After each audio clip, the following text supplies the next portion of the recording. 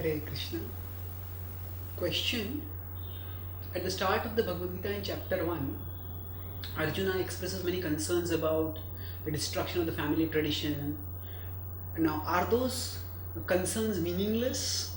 Krishna doesn't seem to address them in his response where he talks about knowledge of the soul. Answer. No, they are definitely not meaningless, and Krishna does address them in the third chapter. Arjuna has expressed a concern about Varna Sankara, about the unwanted progeny being born. And Arjuna has said that if we fight and if we kill the dynasties, then there will be unwanted progeny. Krishna expresses the same concern but turns the argument around in third chapter when he said, Utsideyurime loka na kuryat karma chedaham sankarasya cha kartasyam upahanyami ma praja. So in 3.24 he says that if I don't do my duty properly, yadi yaham na varteyam jatu karmanya tandrita mama vartamanu vartante manushya partha sarvashah. So in 4.23 he says, 3.23 he says that if I don't do my duty carefully, then people will follow me and they will also not do their duty. And if that happens, then Utsideyu Rime Loka, that there will be upheaval, there will be disruption, there will be devastation. And then Sankarasya Kartasyam Upahanyami Mahapraja. And then in that way, Varna Sankara will take place. So how exactly is Krishna saying that Varna Sankara will take place?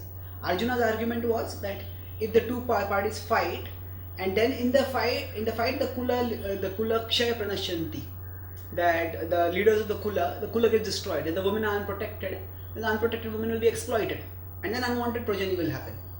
Now Krishna is saying over here that if I don't do my duty, and indirectly Krishna is telling Arjuna, if you don't do your duty, then what will happen? Then people in general will start neglecting their duty. And when people neglect their duty, then the result will be that women will not stay protected. As a Kshatriya, you are a Kshatriya, I am a Kshatriya. And Kshattatrayate iti Kshatriya. Kshatriyas are meant to protect people from hurt. And women are among the 5 classes of people that are to be protected, and especially protected by Kshatriyas. So if we don't protect them, if we don't do our duty, others will also not do their duties. And in society there are always people, unscrupulous, vicious people who want to exploit women, and they will exploit, and that way the Varna Sankara will happen.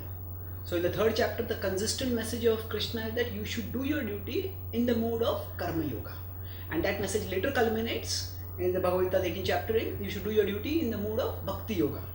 So essentially Krishna does not dismiss Arjuna's concerns, but Krishna shows how those concerns will be addressed best by the course of action that Krishna is recommending, and not by the course of action that Arjuna is thinking.